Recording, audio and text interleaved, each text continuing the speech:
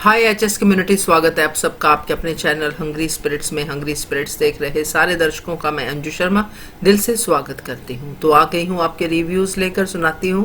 पहले वही निवेदन, जिन्होंने अभी तक चैनल को सब्सक्राइब नहीं किया है कर लीजिए, साथ में दोस्तों बेल आइकन दबाइएगा ताकि आपको हमारे वीडियोज के नोटिफिकेशन मिलते रहे। शुरू करते हैं अनुपमा से। जी, मैं सुचि रवि अनुपमा के लिए दोनों कंबाइन करके कह रही हूँ। मुझे हमेशा लगता है कि वो दूसरों के लिए करती है, दूसरों के लिए मानती है।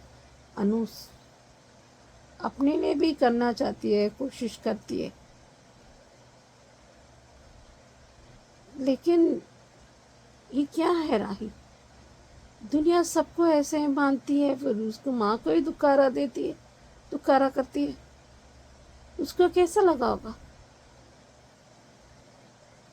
माँ बेटी मिला दिया तो उसको, क्योंकि जो मानने वाला पैदा होए तो ये सब तो होगा। नहीं मानने वाले, मैं ऐसे ही सिर के बल में चलूंगी, ऐसे ही करूंगी, नहीं तो क्या करोगे?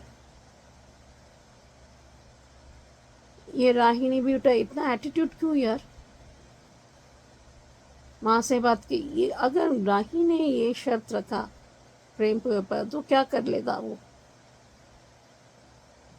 फिर अनु से टच में रहा था ना मना करने के बाद भी, तो ये क्यों नहीं कर सकती? ये भी गुस्सा हो गई सीरियसली, जानते हुए कि क्यों सही होना है। ये क्या बात है? को आपको भी होता है ना, आपने भी करेगी ना, तो प्रेम भी करेगा ना? क्या ऐसे ही करेगा क्या? ये नीता बहुत एटीट्यूड जा रही है, बहुत बहुत ज़्यादा ही कर रही है। और ये गुलामी सिर्फ माँ के लिए करना है, अपने लिए, अपनी बीवी के लिए नहीं। वो वाकई मांग रही है, बहुत भारी है। और इतना एटीट्यूड क्यों? लेकिन इसने सही कहा एक बात, मीता ने, कि वो कोतारी बहुओं के is better than the man. ये बात तो सही है, ये बात सही है। राही बेटर है, लड़ लेती, कुछ तो करती। द्वारका में ऐसे ही हुआ था, नाटक कर कुछ भी करके वो करती थी। और ख्याति भी करती थी, मीता भी करती थी, एक ये बीच में ये मोटिवा भी करती थी। और वहाँ शाह परिवार, लगता है अनु का संस्कार वाकई स्किप कर गया एक जनरेशन। ईशानी, चलो परी ने कुछ तो भला किया है, अपनी मेहनत के पैसे अपनी बुजुर्ग दादा दादी पर दादा दादी को दिया है। वाकई कमाल है, ये बहुत अच्छी बात है, उसने कदर की वाकई। फिर ईशा ने कमाल कर दिया, परी ने कमाल कर दिया, राही ने कमाल कर दिया। अंश को मदद, क्योंकि अंश बहुत किया था, आज भी कर रहा है, लेकिन ये लोग किया था। अनु के बारे में कुछ बोलने, कुछ चुपचाप बैठी थी। उसको गुस्सा आता है कि किसी ने उसको अपनी माँ के बारे में, जो मोटी बा ऐसे कह रहे तो बाहर बाहर। लेकिन अच्छा हुआ, अच्छे बच्चे अपने लिए। पर ये पाकी भी कह रही है, ओ बाप रे बाप, इतने नमूने दिख रहे हैं कि वाकई ये ईशानी और परी, इनके बच्चे बच्चे के अदला बदली हो गए क्या? अनुमा के बच्चे जैसे दिख रहे हैं परी ईशानी। परी की अभी भी थोड़ा एटीट्यूड है, लेकिन जरा आप भी मेहनत कीजिए, आप भी कुछ काम कीजिए। तंग आ गई वो। He is MBA gold medalist, मुझे समझ ही नहीं आ रहा कितना he is a very smart fellow. वो गलत चीज़ हमें डाल रहा है तोशु, दिमाग है, ऐसा नहीं है। पाकि भी इतना घमंड किस बात के लिए, मुझे पता नहीं। अभी देखते हैं वो उसका वो सावी का भाई इतना गधेड़ा नालायक है, बिना सोचे समझे काफ़ी चल रहा है, उसका काम हो रहा है। ये एक ही दिन में अगले घर भी ले लेगा, फिर नहीं तो रोब झाड़ेगा वहाँ पर आने के बाद। असली कहानी अब शुरू। अभी देखते हैं कैसे अनुपमा निकल पाती है। हेलो अंजू जी, नवीन जी, नमस्ते। सभी को सुजाता का प्यार भरा नमस्ते। एपिसोड देखा, अच्छा था। अ, आज जिस तरीके से अनुपमा ने कैफ़े में एक माँ बेटी को मिलवाया है, वो तो बहुत अच्छा था, बढ़िया सीन था। लेकिन अनुपमा अपनी फूटी किस्मत का क्या करे? जिसके नसीब में ये उसके सारे के सारे, मतलब मैं ये ग्रैंड चिल्ड्रन की बात नहीं कर रही, मतलब उसके जो खुद के बच्चे हैं, चाहे वो राही हो, पाखी हो, तोशु हो, ये सारे के सारे बच्चे एक सिरे से उसके निकम्मे हैं, प्लस प्रेम भी, जिन पर उसको इतना भरोसा था कि कोई और उससे समझे ना समझे पर ये लोग उसको समझेंगे।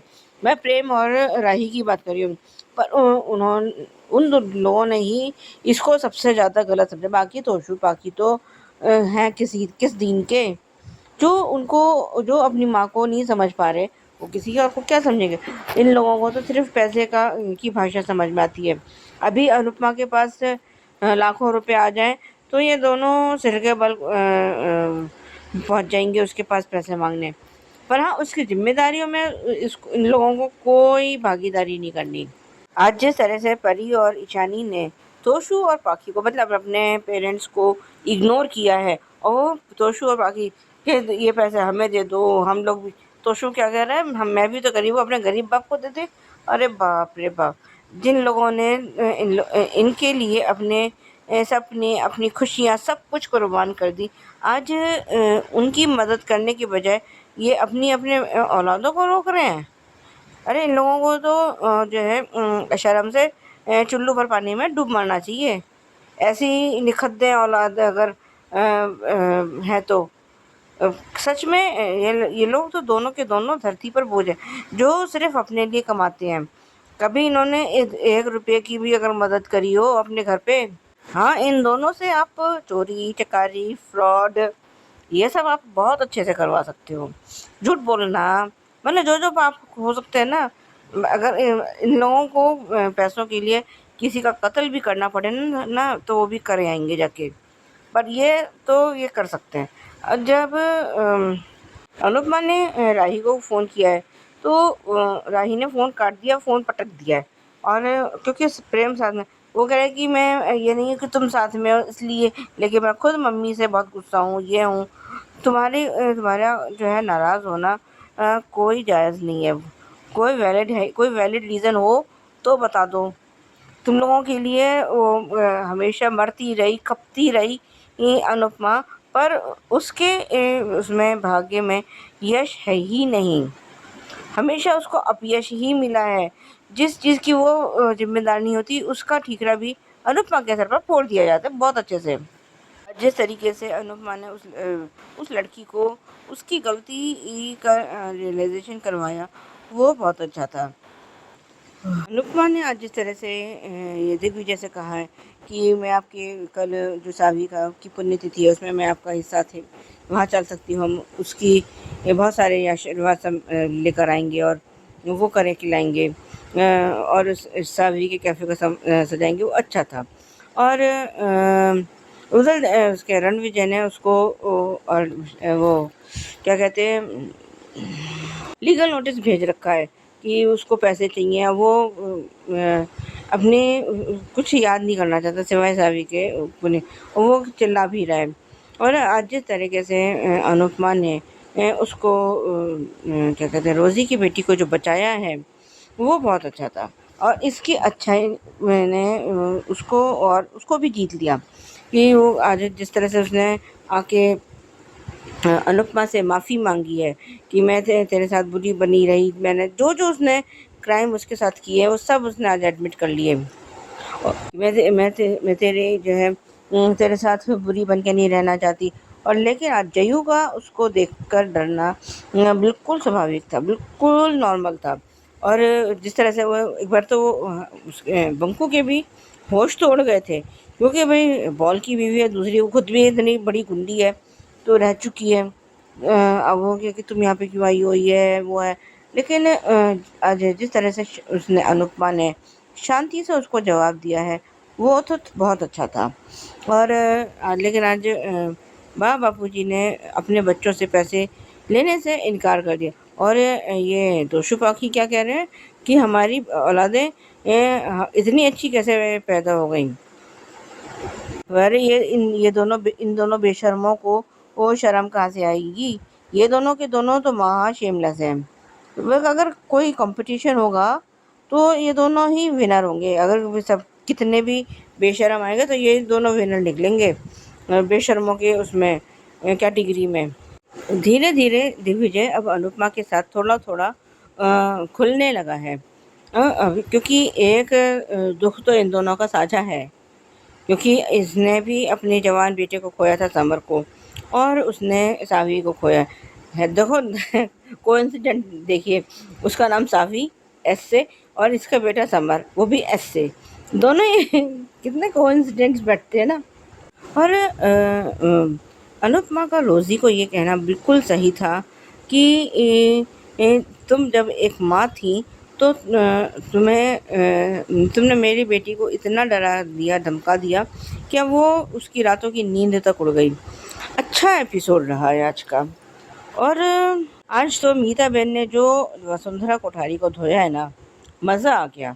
जब वो कह रही है कि हमारे घर के मर्द ये नहीं करते, घर के तुमने अनिल को मर्द समझा है, या तुमने अनिल को अपने घर का, इस घर का बेटा माना भी है, सोचा भी है कि जो है वो भी इस घर का बेटा है। तुम्हारे लिए तो सिर्फ पराग और तुम्हारा टिंकू यानी प्रेम, यही तो दोनों अहमियत रखते हैं ना। अनिल तुम्हारे लिए कोई अहमियत रखता है ना, राजा और बादशाह तो खैर अभी दिखाई ही नहीं रहे हैं कहाँ पर। लेकिन ये सब लोग कहाँ इसकी वसुंधरा कोठारी की उसमें अहमियत रखते हैं। और अब तो ये पता चल गया है कि उसको वो ताला रणविजय ने लगवाया और 24 घंटे में खाली करना है। पर अनुपमा कुछ ना कुछ तो जुगाड़ कर लेगी इसका भी। आज के लिए भी बस इतना ही। धन्यवाद। Hello Anju ji, Naveen sir and all my friends, मैं ख्याति।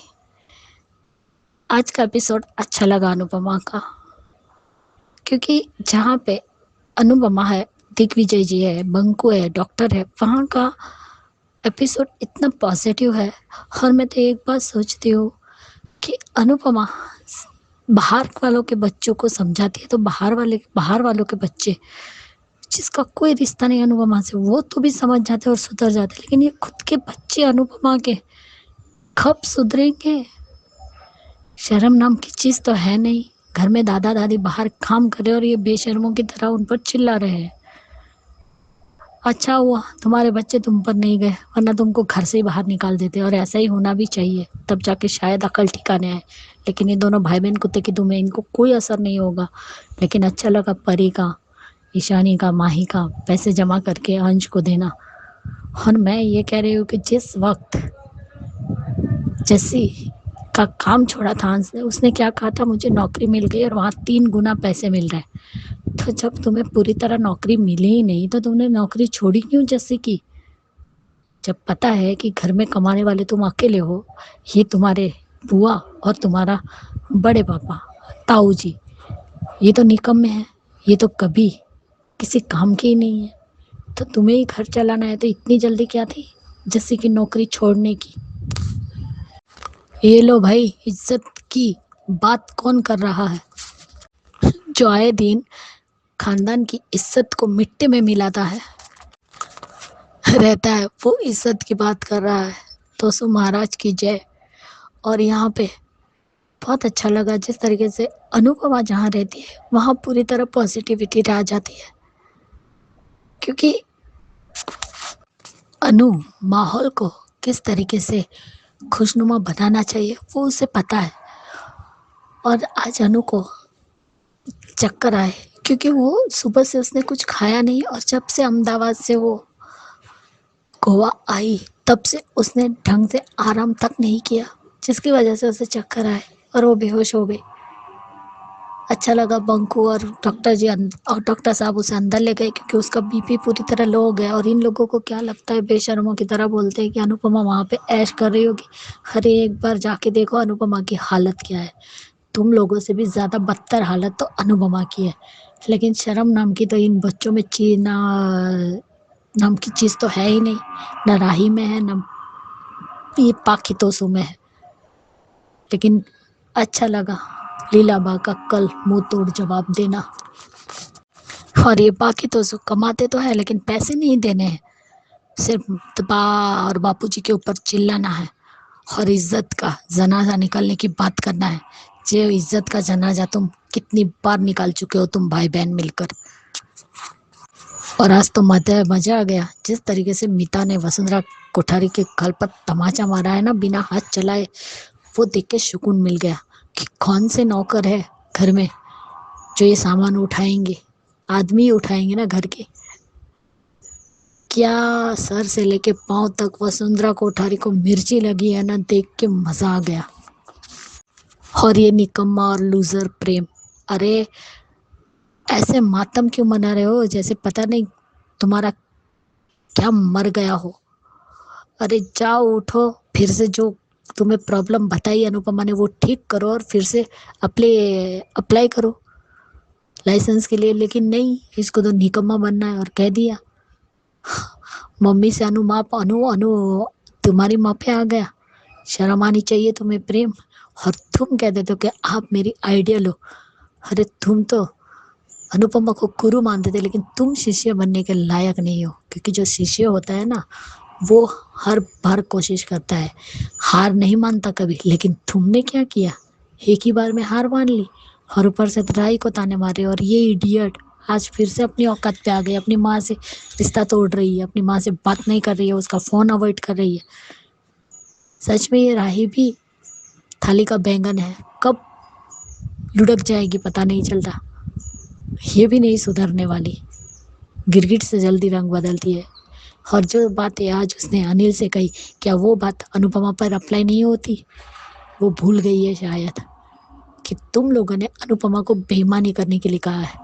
लेकिन जो इंसान ईमानदार होता है ना, जिसने अपनी पूरी जिंदगी ईमानदारी के साथ जी है, वो कभी बेईमानी नहीं कर सकता।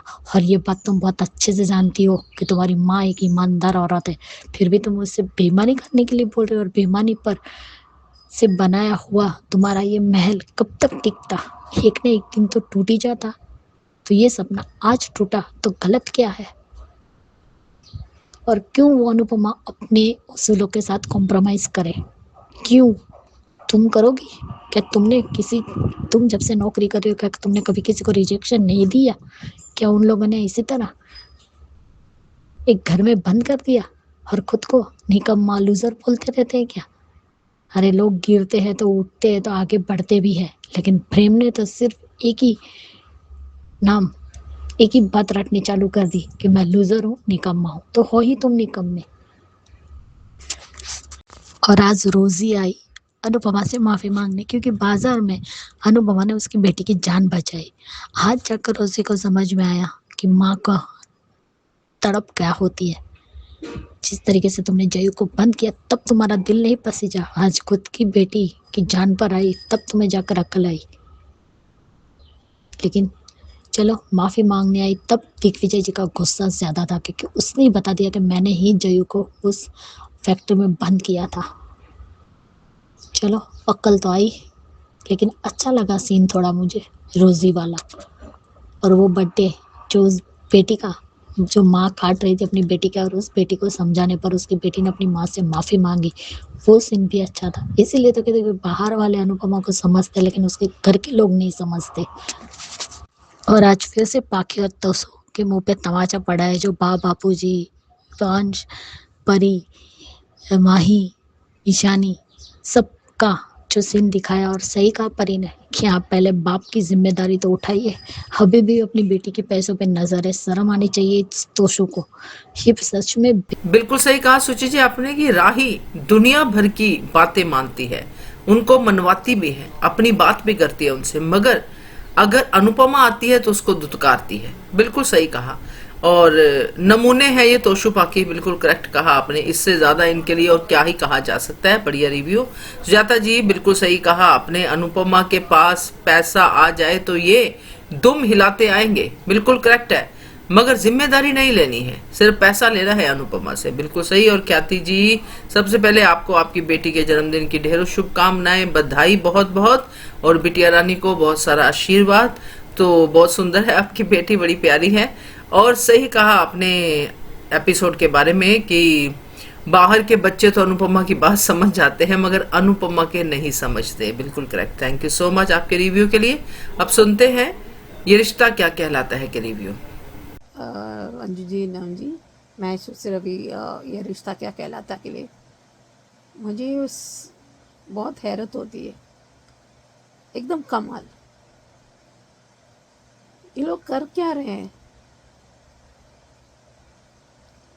देखो ये क्या होता है ना, आपको अरमान अभी भी गलती कर रहा है, उसको उसको विश्वास करने के बजाय उसको डिमोरलाइज करें। और अगर यही मौका है कि माँ और बेटी को और मजबूत करें उनके रिश्ते को, क्योंकि उसके वजह से, उसकी माँ की वजह से ये हुआ है।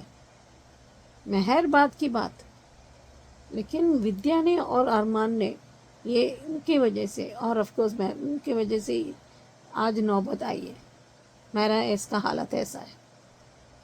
और अबीरा के हालत, अगर थोड़ा सम लेते, थोड़ी पूरी बात सुन लेता एक इंसान, ठीक है कुछ तो बात होगी।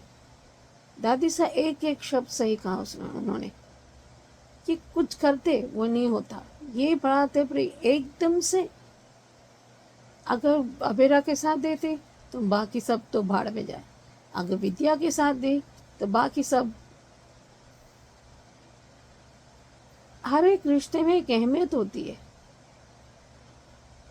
पिता पति कहाँ जरूरी है, पहले पति होना है, पहले अपने पार्टनर पर विश्वास तो होना चाहिए ना। कुछ तो बात होगी। महर के बारे में सबसे वो कह रही थी, पर सुनना जरूरी नहीं है। अहम में आ गई। एक्सपर्ट्स की भी गलतियां होती है, अनजाने में होती है, कोई जानबूझकर नहीं करती, तो गलती भी सुधार सकते हैं। आज मुक्ति का हालत ऐसा नहीं होता, वो माँ भी बच जाती और मायरा बच जाती, सब कुछ ठीक होता। ये बैक टू बैक यही गलतियां करते रहता है और माफिया मांगते रहता है।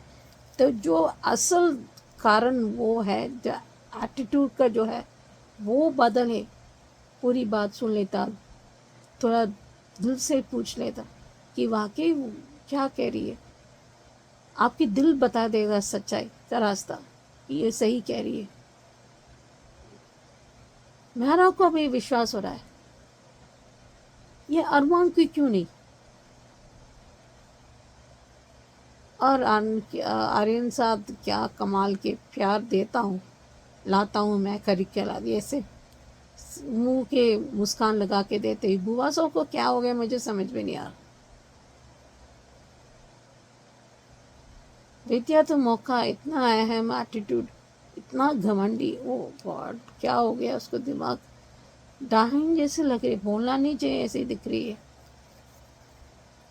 थोड़ा कंफर्म कीजिए।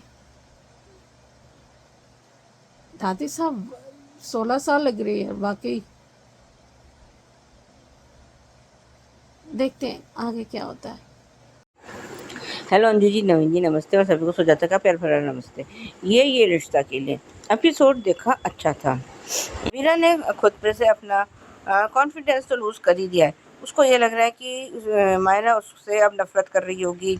बड़ी मुश्किलों से तो उसने उस पर अभीरा पर उसने मायरा ने भरोसा किया था, और उसने अरमान को वो लेटर भी दे दिया है कि इस पे साइन करके तुम मायरा के वकील बन जाओ।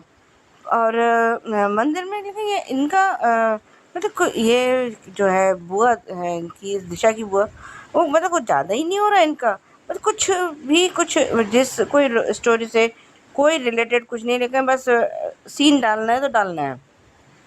लेकिन जब आज अरमान वहाँ रिमांड होम में पहुँचा है, वहाँ किसी बच्चे ने उसको पूछा है कि मायरा से कि तेरी मम्मी ने तेरे साथ, मतलब तेरा वो नहीं जीत पाई। कह रहे मैं तो 8 साल तक बिना मतलब के उनसे नफ़रत करती रही, पर वो तो मेरे से अनकंडीशनल लव प्यार करती हैं। और उसका भरोसा देखकर अरमान सोच में पड़ गया है। और आज जब रिमांड होम के बाहर वो पंडित जी कृष्ण जी की और सुदामा की वो फ्रेंडशिप की बात बता रहे हैं, तो अभीरा ने उसको पूरा कंटिन्यू किया है, पूरा कर दिया है। तो और उन्होंने जब आरती दी है तो आरती लेने में भी वो घबरा रही है, लेकिन तब तक वहाँ मुक्ति आ गई और मुक्ति ने उसको जैसी मतलब जो आरती दी है वो भी अच्छा था। लेकिन आज सबसे ज़्यादा दिल तो मेरा दादीसा और अरमान मतलब दादीसा ने जीता है। और वो दादीसा का आज एक एक शब्द बिल्कुल सच था। और उसके ऊपर अरमान के ऊपर जैसे हथौड़े से हथौड़ा पड़ रहा हो ना, वो और उसका बाहर का ढांचा टूटता जा रहा है अंदर का अरमान बाहर आने के लिए, वो अच्छा था। बहुत बढ़िया बोला है आज दादी साहब ने। कह रहे कि जो भी उनका, मुझे अब इस वक्त पूरा उनका डायलॉग एग्जैक्टली याद नहीं है, पर था बहुत बढ़िया, मेरा तो दिल जीत लिया। काम आजकल तो दादी साहब फुल फॉर्म में चल रही हैं।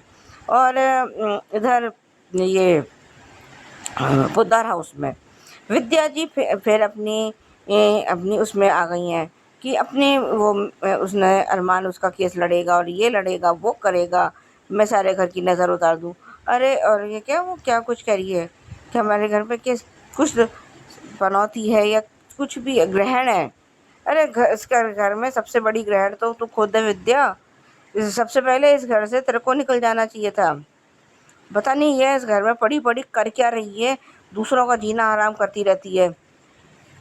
लेकिन आज जिस तरीके से दादी सा ने विद्या को कहा है कि तुम अपना जो जो भी उनका डायलॉग था कि तुम्हें पहले तुमने क्या अरमान से खुद बात करी थी, अरमान ने तुम्हें खुद बताया था जो तुम इतना और उसका वो कर रही हो।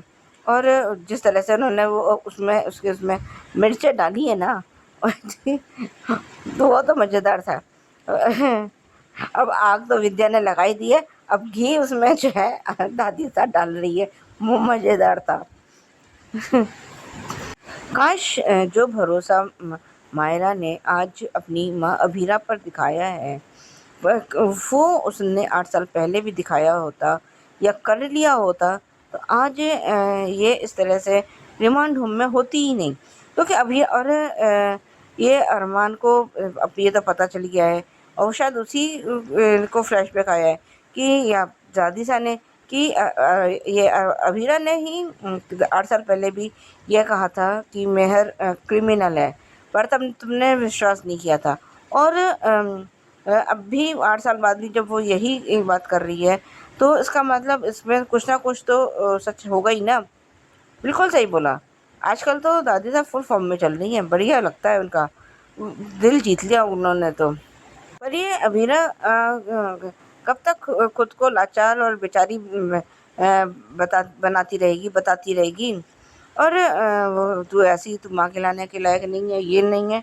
अरे हमें ऐसी रोतलू अभीरा नहीं चाहिए, हमें फाइटर अभीरा चाहिए जो हर तरह का जुगाड़ करना जानती थी।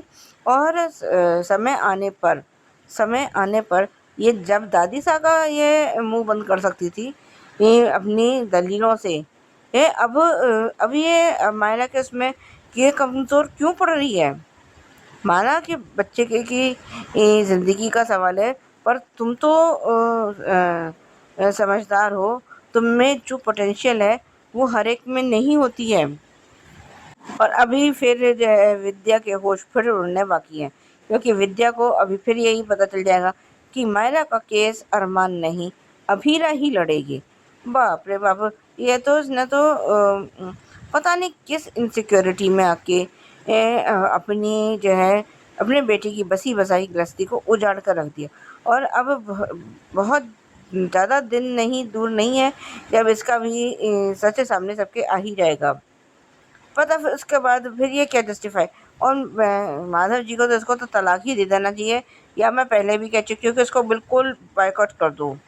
उसके बाद फिर ये देखते हैं ये तब भी खुद को अपने आप को ये जस्टिफाई करने की कोशिश तो करेगी कि मैंने ये क्यों किया, मैं ये नहीं क्यों नहीं किया। बाकी रिकैप खैर वही पुराने वाला था। आज के लिए भी बस इतना ही, धन्यवाद। Hello Anju ji, Naveen sir and all my friends, मैं ख्याति। आज का एपिसोड देखा, ये रिश्ता का और कल का भी। सच में आज जाकर दादी सा ने जो रियलिटी चेक अरमान को दिया है, बिल्कुल सही है। यही रियलिटी चेक की ज़रूरत थी अरमान को, क्योंकि उसने बहुत बहुत बड़ी गलतियाँ की है जिसे अबीरा ने माफ़ किया, लेकिन अबीरा के साथ तो उसने हर बार गलत ही किया है। उसकी बात पर कभी विश्वास नहीं किया। जो कहा आज दादी ने कि हर बार वो पर लड़की कहती रही कि मेहर का सच बताती रही, लेकिन तुमने उसे ही झूठा साबित कर दिया। और ये विद्या तो सच में बेशर्म है। अभी भी उसे अबीरा ही गलत लग रही है। शर्म आनी चाहिए उसे। आज जाके देखो एक कि आज मायरा को अपनी माँ पर पूरा भरोसा है। जब वो लड़की ने कहा कि तुम्हें बुरा नहीं लगा जब, क्योंकि तुम्हारी मम्मी तुम्हें यहाँ से निकाल नहीं पाई, तो मैं मम्मी ने तो आज एक ही बार गलती की है, वो भी जानबूझकर नहीं की है, वो मुझे छुड़ाना चाहती है। ठीक है, इस बार वो प्रयत्न करने से चूक गई, लेकिन आगे और प्रयत्न करेगी, लेकिन वो मुझे बाहर निकालेगी। क्योंकि जब मेरे पापा ने भी मुझ पर विश्वास नहीं किया, तब मेरी मम्मी ने मुझ पर विश्वास किया और मेरी पूरी बातें सुनी। और अबीरा का कहना भी तो सही है ना, कि वो बच्ची अगर झूठ बोलकर, जैसे कि अपने सेल्फ डिफेंस में उसने मारा और उसे छुड़वाएंगे, तो वो उस गिल्ट में रहेगी। लेकिन जब ये बात सच साबित होगी कि उसने कुछ नहीं किया है, खुद मेहर फिसल कर गिरी है, तो उसके अंदर का गिल्ट, दर्द सब कुछ निकल जाएगा और वो सबका सामना करेगी और निडरता से सबको कह भी पाएगी कि मैंने कुछ गलत नहीं किया। उसके अंदर एक कॉन्फिडेंट आएगा। आज उस लड़की के साथ की जो कन्वर्सेशन थी सच में बहुत ब्यूटीफुल थी।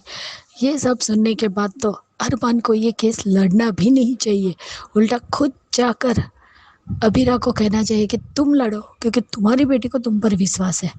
लेकिन अरमान को तो अबीरा पर विश्वास ही नहीं है। जो गलती वो पहले करता आया है वही आज भी कर रहा है, और इसीलिए वो हर बार हारता है। और सच में विद्या तो इतनी घटिया है, आज भी खुश हो रही है कि मेरा बेटा केस लड़ेगा। अबीरा कुछ काम की नहीं है। सही कहा था कल कावेरी जी ने कि तुम इतनी एहसान फरामोश कैसे हो सकती हो। उस लड़की ने तुम्हारा इतना साथ दिया जब उसका पति भी साथ नहीं था, ना बेटा था, लेकिन फिर भी उसे शर्म है ही नहीं। और काजल को तो सच में, काजल तो उससे ज़्यादा बेशर्म है, जो सच जानते हुए भी मुंह में दही जमा कर बैठी है और सच नहीं बता रही है। अब तो उसे सच्चाई का इंतज़ार है कि कब सच सामने आएगा कि पहले कस्टडी पेपर विद्या ने भेजे थे अरमान के नाम से। उस दिन देखते हैं इस विद्या की क्या हालत होती है। और आज जिस तरीके से मंदिर में पूजा हुई और जिस तरीके से आज आर्यन ने दिशा की माँ और बुआ दोनों के लिए गिफ्ट लेकर आया कि अक्षय तृतीया है तो सोना देना चाहिए, आपने तो चांदी तक नहीं दी। जिस तरीके से बुआ सा ने फौजदार की बेइज्जती की और उस पर आर्यन ने प्यार से जो जवाब दिया और जो गिफ्ट दिया, वो तो और ज़्यादा अच्छा था और अच्छा लगा। सच में दिशा बहुत अच्छी लड़की है, इसलिए वो चाहती है कि मायरा घर आए, उसके बाद ही कोई भी रस्म हो, उसकी शादी के बाद की सारी रस्म हो, चाहे कोई भी त्यौहार हो। और ये बात तो सही है कि बच्चे के घर में बच्चे के बिना कोई भी रस्म करोगे तो मज़ा नहीं आएगा। और जिस तरीके से तानिया साथ देती है ना, दादी सा के मिलकर अबीरा का साथ देती है, बहुत अच्छा लगता है। और सही कहा उसने कि ना क्रिश पता था कि मैं मायरा कहाँ गई है, और ना ही ये हादसा होता और ना ही मेहर मरती। तो सच में सबसे ज़्यादा बड़ी गलती तो क्रिश की है, जिसने मेहर जैसी औरत को बता दिया कि मायरा कहाँ है। लेकिन फिर भी क्रिश को रत्ती भर शर्म नहीं है, अभी भी बेशर्मों की तरह उल्टा ही जवाब दे रहा है तानिया को। इसका भी भांडा फूटना चाहिए। और आज जिस तरीके से गरीबों को कपड़े बांटे और उसने कहा मेरी बेटी के लिए प्रार्थना कीजिए कि वो जल्द से जल्द बाहर आ जाए, अच्छा सीन था। लेकिन मुझे सबसे आइकॉनिक और बहुत ही प्यारा सीन लगा दादी का अरमान को रियलिटी चेक देना, क्योंकि जो उन्होंने एक एक बात कही है ना, वो 100% सही है। और यही सब अरमान ने किया है, फिर भी अपनी गलती खुद सुधारने का काम नहीं करता है। और आज जिस तरीके से मुक्ति ने भी अबीरा का साथ दिया, वो बहुत बढ़िया था। सच में मुक्ति अबीरा की ही बेटी है और सही कहा दादी ने, जिस तरीके से नज़र उतार रही थी और मिर्ची डाली, और वो कह रही है कि आप भी नज़र उतारी है, तो कहती है वो तो वक्त ही बताएगा कि मायरा का केस कौन लड़ेगा। अच्छा लग रहा है अब पूरी तरह खुलकर कावेरी जी अबीरा का साथ दे रही है, और साथ में तान्या भी है, आर्यन भी है और दिशा भी है। सभी लोग जानते हैं कि अबीरा वकील है, और ये किसने कहा कि अगर उसने वकालत इतने सालों से छोड़ दी है तो वो वकील बनकर केस नहीं लड़ सकती। किस किताब में लिखा हुआ है कि तो ऐसा होता तो जो पहला 7 साल का गैप दिखाया जब अरमान एक रेडियो पे काम कर रहा था, तो वो अपनी वकीली भूल गया, वो तो अपनी वकालत नहीं भूला, तो अबीरा कैसे भूलेगी 7 साल गैरेज में काम करने के बाद भी। और अबीरा, खुद को अंडर एस्टिमेट बंद करना बंद करो, तुम्हारे अंदर वो पावर है, तुम अपनी बेटी को बचाओगी, प्रयत्न करो तो सफल होकर हो ही जाओगी। क्यों डर रही हो कि तुम अपनी बेटी को बचा नहीं पाओगी? ये तुम्हारी भूल है कि तुम अपनी बेटी को नहीं बचा पाओगी, जबकि तुम आराम से बचा सकती हो अपने बच्चे को। लेकिन सच में मायरा वाला सीन बहुत बेस्ट था। आज जाकर उसे अपनी माँ की वैल्यू समझ में आई है, यही बहुत बड़ी बात है। और जो विश्वास अब वो अपनी माँ पे कर रही है ना, वो अब पिता पर विश्वास थोड़ा डगमगा गया है उसका, क्योंकि अबीरा ने उसकी सारी बातें सुनी और अरमान ने पूरी बात सुनने से पहले ही जजमेंट दे दिया कि तुमने अपने सेल्फ डिफेंस में उसे मारा। जबकि अबीरा ने पूरी बात सुनी, तब उसने कहा कि वो खुद फिसल कर गिरी है, वो पकड़ने जा रही थी, लेकिन कैसे पकड़ेगी, वो एक छोटी बच्ची है, वो खुद भी गिर जाती। Bye guys, good night. जी सुचि जी, बिल्कुल करेक्ट है। विद्या और अरमान की वजह से आज मायरा और अभीरा का ये हाल है। यह सही कहा आपने, मेहर तो बाहर वाली है। मेहर को काउंट करें ना करें, मेहर का कसूर तो है ही, मगर अरमान ने भरोसा क्यों नहीं किया, तो ये सवाल तो उठता है। बिल्कुल सही। और सुजाता जी बिल्कुल करेक्ट है कि सीन बनाने के लिए सीन बना रहे हैं, नहीं तो दिशा की बुआ का कुछ ज्यादा ही कर रहे हैं, उसका कुछ ज्यादा ही हो रहा है, कुछ जरूरी नहीं है यहाँ पे, मगर लेके आ रहे हैं बार बार। सो बढ़िया है। और ख्याति जी करेक्ट कहा आपने कि दादी सा ने अरमान को रियलिटी चेक दिया, बिल्कुल सही है। Thank you so much. आगे बढ़ते हैं, क्योंकि का रिव्यू सुनते हैं। नमस्ते अंजना जी, मैं सुचि रवि क्योंकि सात सीज़न 2 के लिए। जैसे मंदिरा, हाँ उसने छुपाया था उस टाइम में ही ने, लेकिन वो मेंटली बीमार थी, वो बोलना चाहिए था। ये फिर से करण गलती कर रहा है भाई, वो उसको बनना है। लेकिन मुझे मुन्नी की ये बात मुझे अच्छा लगा कि आज भी वो ग्राउंडेड है, सर ऊपर और अपने पैर ज़मीन पर, जैसा अनुपमा करती है। तो श्रेया मतलब तुलसी को, मिहिर को और पूरे परिवार को, अपने पति को भी, क्योंकि क्या है ना, कहीं ना कहीं वो सबका वो साथ मिलना ज़रूरी होता है ना, काम में आगे कंटिन्यू भी करने के लिए। बहुत से ऐसे सास होंगे वो नहीं अलाउ करते, आज भी ऐसे हैं। वो कुछ तुलसी की तरह भी हैं और ऋतिक की तरह हैं, लेकिन ऋतिक ने थोड़ा सा साथ दिया, उसके बाद छोड़ दिया। लेकिन तुलसी ने आगे का रास्ता भी दिखाया और उसे सलाह की, और फिर तंद वो मतलब थोड़े थोड़े वो खबर लगती थी कि वो ठीक थी, यानी क्योंकि उसके माँ बाप नहीं थे। और तो कुछ भी हो, उसने एक एहसान जताया कि आज जो कुछ भी हूँ उनकी वजह से। ये बहुत अच्छा लगा हमें। एहसान मानना भी चाहिए और याद रखना भी ज़रूरी है। पहले स्टेप है कि आप खुद से आप एहसानमंद रहो कि आपकी ज़िंदगी मिली, और दूसरा जो आपको बनाने में मदद की उनसे भी, और जो आगे के ऑफ कोर्स कान्हा जी के ऊपर होती है, फिर उसका खुद अपना, और जो तुम्हें मदद के वो किए अपने आप को बनाने के लिए उनको भी। ये तीन चीज़ें किसी को भी, ये पहला शुक्राना होना चाहिए। शुक्र जो करते हैं और वो करते हैं, आप एक्नॉलेज करना चाहिए, आपको मानना चाहिए कि आप उन्होंने आपको लिए इतना सब किया है। और तीसरा ये तो ज़रूरी है, वो मिहिर और तुलसी का सीन फिर से बहुत कॉमेडी शो लगा मुझे। सब तैयार होना है, जल्दी चलो जाना है, उसको ऑल द बेस्ट कहना है, क्योंकि वो थोड़ा हड़बड़ा होता है ना। आपके पहली बार आपके नॉमिनेट किया है, लेकिन आपको मिलेगा या नहीं पता नहीं। कितना अच्छा वक्त है ना। अभी करण का बहुत बुरा समय है, करण ठीक नहीं जा रहा है। नंदिनी को बहुत दुख लगा।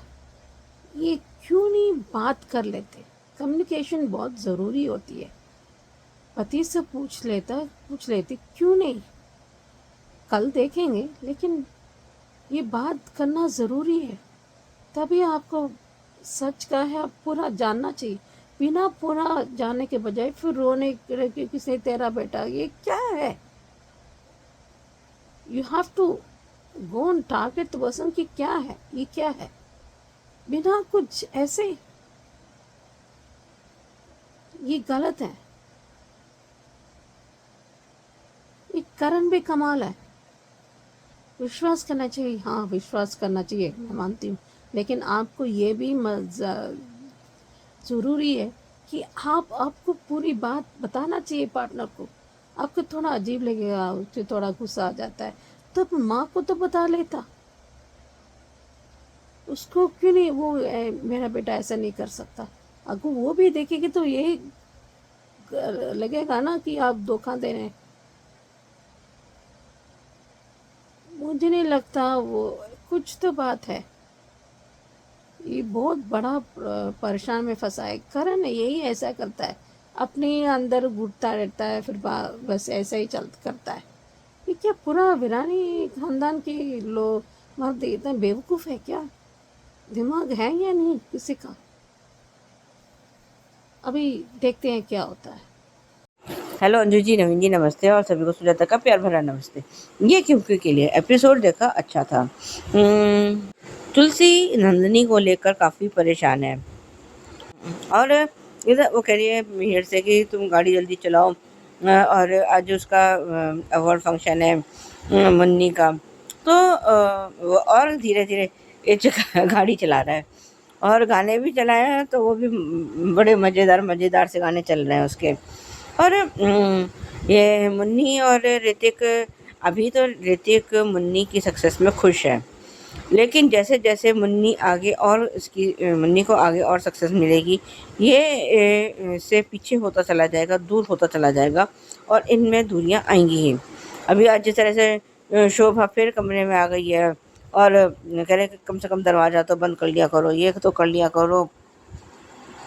पर आज जो मुन्नी ने स्पीच दी थी, और उसमें उसने जो तुलसी के बारे में बोला है कि मैं अभी कुछ दिन पहले एक बिहार से आई हुई एक छोटी सी वो थी, मतलब जो भी उसका था, लेकिन मेरे माँ ने मेरे को, मेरी सासू माँ ने मुझे मोटिवेट किया। जो उसने बोला तुलसी के लेकर, वो एकदम से बहुत ही बढ़िया था। इधर पार्थ और वैष्णवी में अभी थोड़ी नोक-झोंक तो चल रही है, लेकिन अब जो है ये इसमें देव में तो खैर आलसीपना है ही, और इसने ये अगर नोएना ने इसको पैसे दे देते कि इसको आलसी नहीं बनाया होता, तो आज शायद देव भी किसी काम का होता। कुछ तो अपना बेसिक नेचर होता ही है किसी का, लेकिन नोएना ने भी उसको बिगाड़ा ही है। उसको कभी काम करने के लिए मोटिवेट नहीं किया, कुछ नहीं किया।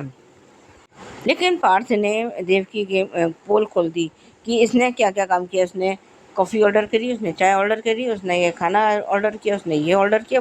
बहुत बढ़िया, एक सिरे से बढ़िया। जब उसकी पोल खुली और उसकी देव की शक्ल देखने लायक थी, मज़ेदार था। आज जिस तरह से मुन्नी ने तुलसी के बारे में कहा है, बिल्कुल पब्लिकली बोला है, वो तुलसी का कोई सा भी बच्चा नहीं कर पाया है, कुछ भी नहीं कर पाया। नंदिनी घर आई है, और तुलसी नंदिनी को लेकर परेशान है, और वो पूछ रही है। तो नंदिनी ने अब करण के बारे में सब कुछ सच सच बता दिया है। और नंदिनी तुलसी कह रही है कि नहीं मेरा करण ऐसा नहीं कर सकता, पर सच तो यही है, उसका एक्स्ट्रा मैरिटल अफेयर है तो है। अब और वो ये उसने नंदिनी ने तुलसी को ये भी बता दिया है कि करण का एक नाजायज़ बेटा भी है। अब आगे देखते हैं कि वो क्या होता है और क्या नहीं होता है, वो तो अब आगे पता चले। तुलसी अभी किसी भी कीमत पर ये यकीन करने को तैयार ही नहीं है कि करण नंदिनी को धोखा दे रहा है या करण नंदिनी को धोखा दे सकता है। और वो बार बार नंदिनी से कह जा रही है कि तुझे कुछ गलतफहमी हुई होगी। तो नंदिनी का कहना बिल्कुल सही था कि मैं सब कुछ अपनी आँखों से देख के आ रही हूँ, कानों से सुन के आ रही हूँ। तो मुझे धोखा होने का कोई सवाल ही नहीं उठता। मुझे डर है कि कहीं सलोनी देव को छोड़ छाड़ कर चली ना जाए, क्योंकि अभी तो देव के उसमें मन में लालच है कि मैं डायमंड किंग किसी का दामाद हूँ, मैं वहाँ बैठ के आराम से खा सकता हूँ, तो और उनका बिजनेस संभाल सकता हूँ। जब वो किसी में से किसी ने कहा है कि वे उनका बिजनेस संभालने के लिए तो उनके घर में खुद के लोग हैं, तुम्हें क्या ज़रूरत है वहाँ जाके, पर उसे तो घर जमाई बनना है ऐशो-आराम में, और जमाई से तो कोई काम करवाएगा नहीं। ये बात अभी देव बहुत अच्छे से जानता है। तो और वो ये शर्त रखते कि अब मैं तब वापस तो मैं तभी आऊँगी जब तुम कमाना शुरू करोगे। चाहे कुछ भी करो, तुम मज़दूरी करो, कुछ करो, पर तुम कमाना शुरू करो। मुझे ऐसा लगता है कि आगे हमें एपिसोड में ये देखने को मिल सकता है कि सलोनी देव को छोड़कर चली गई है। और ये पहले कुछ दिनों तो अब गुस्सा दिखाएगा, लेकिन धीरे-धीरे इसको सब अकल आ जाएगी। वही तो मैं कह रही हूँ कि काश नैना ने देव को भी ज़िम्मेदार बनाने की कोशिश की होती कि तू भाई अपना कुछ कमा धमा कुछ तो कर, पर उसको तो पैसे दे के उसको बिगाड़ दिया है। और आज ठीक है, अब खैर वही पुराने वाला था। आज के लिए अभी बस इतना ही। धन्यवाद।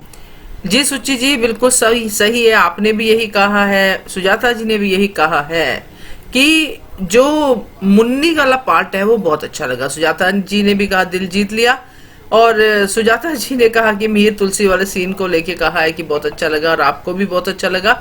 मैंने ये चीज जरूर आपसे ली है कि आपने कहा है एहसान के बारे में कि यस, एहसान जरूरी है, एक्नॉलेज करना जरूरी है, एहसान के बारे में बात करना। अगर कोई आप पे कुछ करता है तो आपको उसे एक्नॉलेज जरूर करना चाहिए, जैसे मुन्नी ने किया तुलसी के इस बड़े एहसान को एक्नॉलेज पूरी दुनिया के सामने। बिल्कुल सही कहा सुचि जी आपने। और यस, आपने ये सही कहा, जो तुलसी और मिहिर वाला सीन जो आपने कहा सुचि जी की कॉमेडी सीन अच्छा लगा। सो बढ़िया है, और तो बढ़िया, सबका रिव्यू बहुत बढ़िया है, थैंक यू सो मच। तो ये थे दोस्तों आज के रिव्यूज, कैसे लगे आपको जरूर कमेंट करके बताइएगा, और देखते रहिए channel Hungry Spirits. Thank you so much. Subscribe to our channel by clicking the subscribe button. Click the bell button and enjoy the latest uploads from our channel.